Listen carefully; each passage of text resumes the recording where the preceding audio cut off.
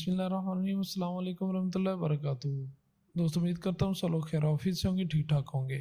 जी information में खुशामदीद।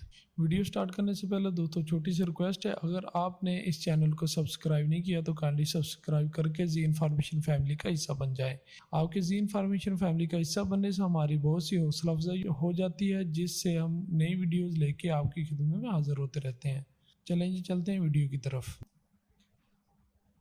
दोस्तों, AutoCAD की आज की क्लास में हम डिस्कस करेंगे कैलकुलेट कमांड। कैलकुलेट कमांड है क्या चीज़, किसके फ़ायदे क्या हैं और ये कहाँ पे यूज़ की जा सकती है। दो तरीके से आप कैलकुलेट कमांड ऑटोकैड में अप्लाई कर सकते हैं। एक है जी ट्रांसपेरेंट कैलकुलेशन और दूसरी है जी डायरेक्ट कैलकुलेशन। इनमें ट्रांसपेरेंट को पहले हम डिस्कस करेंगे। ट्रांसपेरेंट कैलकुलेशन चेक करने के लिए ऑटोकैड में चलते हैं। ट्रांसपेरेंट कैलकुलेशन का थोड़ा मैं आपको ओवरव्यू दे दूं कि आप कभी भी किसी भी कमांड में वर्क कर रहे हैं तो वहाँ पे आपको किसी कैलकुलेशन की ज़रूरत पड़ गई तो आप ट्रांसपेरेंट कैलकुलेशन को इस्तेमाल कर सकते हैं। वो कैसे कर सकते हैं, उसके लिए हम चलते हैं जी ऑफसेट कमांड में। सिंपली वो लिख के इंटर किया, यहाँ पे लिखा आ गया जी स्पेसिफाई ऑफसेट डिस्टेंस। यहाँ पे हमने डिस्टेंस स्पेसिफाई करना है कीबोर्ड की मदद से कि कितना डिस्टेंस देना है। वो डिस्टेंस जो हमारे पास अवेलेबल है जी कैलकुलेशन में, अगर हम चाहते हैं कि हमारे पास हो जी 100 मल्टीप्लाई बाई 2.5, हमारे पास मल्टीपल का ऑप्शन हो, ज़रब देने का ऑप्शन हो और कैलकुलेशन को हमने कैलकुलेटर के जरिए ना निकाला हो तो यहाँ पे भी आप निकाल सकते हैं। 100 मल्टीप्लाई बाई 2.5 को अगर हमने देखना है कि कितनी कैलकुलेशन पे इसका ऑफसेट लगेगा, तो सिंपली उसके लिए कैलकुलेट कमांड को एक्टिव करेंगे। एक्टिव करने का तरीका क्या है कि आपने सिंगल कोट इंटर करना है। सिंगल कोट इंटर कर लिया, उसके बाद आपने लिखना है जी CAL लिख के इंटर प्रेस कर देना है। तो आप कमांड प्रॉम्प्ट में ऑफसेट से आगे कैलकुलेशन की कमांड में चलेंगे जी। ट्रांसपेरेंट कमांड आपके पास एक्टिव हो चुकी है।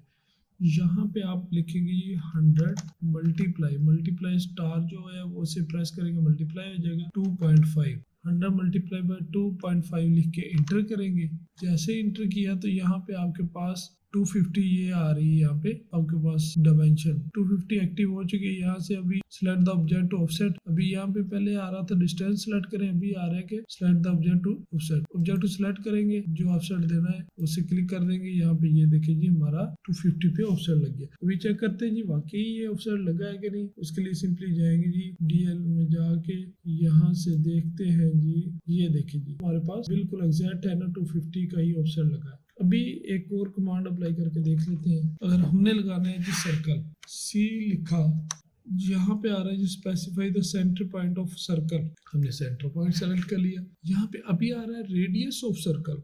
अभी हम जितना रेडियस सेलेक्ट करेंगे हमारे पास जो है ना सर्कल लग जाएगा उतने रेडियस का। लेकिन बिलफर्ज हमारे पास डाया है अवेलेबल, रेडियस नहीं है, तो डाया को 2 पे डिवाइड करने की बजाय हम यहाँ पे अगर हमारे पास 60 का डाया है तो उसका रेडियस कितना लगेगा वो चेक करते हैं। उसके लिए क्या करेंगे जी, हम कैलकुलेट की कमांड में इंटर हो जाएंगे। सिंगल कोड लिख के CAL लिखा और इंटर कर दिया। यहाँ पे कैलकुलेट की कमांड एक्टिव हो गई। तो यहाँ पे बिल फर्ज 150 का डाया है, 155 इतना डाया है, लेकिन हमने लगाना है रेडियस, तो 155 तकसीम 2 कर देंगे हम, डिवाइडेड बाय 2। ये करके इंटर प्रेस करेंगे तो हमारे पास डाया लग गया जी 75 का। 155 डिवाइडेड बाय 75, ठीक है। Specify the radius of circle और डायमीटर। अभी रेडियस जो है 75 का लग गया, डाया था हमारे पास 150 का। तो चेक कर लेते हैं रेडियस वाकई इतना लगा है कि नहीं लगा। उसके लिए जाएंगे जी हम, ये देखिए जी डिम आर्क जो है इसकी कमांड है। यहाँ पे DIM, ये देखिए जी डिमेंशन चेक की तो यहाँ पे रेडियस हमारा शो हो रहा है कितना, 155। ठीक हो गया जी। ये सॉरी डाया 155 को शो हो रहा है ये इसका, लेकिन अगर इसे हम रेडियस में कन्वर्ट करते हैं तो ये 75 शो होना शुरू हो गया। लिहाजा हमारा डाया जो है वो 75 का लग चुका है यहाँ पे। तो दोस्तों, ये थी कैलकुलेट की कमांड के। किसी भी अगर कमांड में आप वर्क कर रहे हैं तो वहाँ पे जाके उसके अंदर आप कैलकुलेट की कमांड को कैसे एक्टिव कर सकते हैं। तो इस पे हमने काम कर लिया। अभी चलते हैं जी डायरेक्ट कैलकुलेशन की कमांड जो है उस पर। उसके लिए जी QC लिख के इंटर करना है जी, क्विक कैलकुलेटर एक्टिव हो जाएगा आपके पास। यहाँ पे आपके पास कैलकुलेटर एक्टिव हो गया। मेरे पास ये है जी एक स्क्वायर मैंने बनाया और 100 स्क्वायर मीटर इसकी पैमाइश है, ठीक है जी, 100 स्क्वायर मीटर। तो यहाँ पे आपको बताता हूँ इस कैलकुलेटर के क्या फ़ायदे हैं। एक तो सिंपली जिस तरह आप कैलकुलेटर यूज़ करते हैं 70 मल्टीप्लाई बाय 2 लिख के इक्वल किया तो यहाँ पे 140 आपके पास आ गया। एक तो ये तरीकाकार है, ठीक है। दूसरा क्या है जी, तो यहाँ पे है जी हमारे पास दूसरा है यहाँ पे साइंटिफिक कैलकुलेटर। आप साइंटिफिक कैलकुलेटर भी यूज़ कर सकते हैं, साइन कॉस टैन, ठीक है, वो सारा कुछ।